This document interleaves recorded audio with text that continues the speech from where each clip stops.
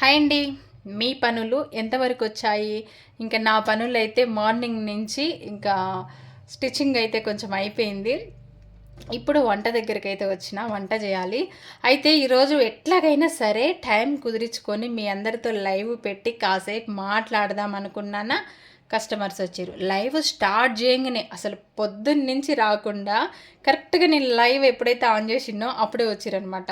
వాళ్ళు ఏం చేస్తారంటే నేను లైవ్ పెట్టినప్పుడు ఇక్కడ ఉంటారు కదా, నేను లైవ్ మ్యూట్లో పెట్టి నేను వాళ్ళతోటే మాట్లాడతా వాళ్ళు ఉన్నంతసేపు.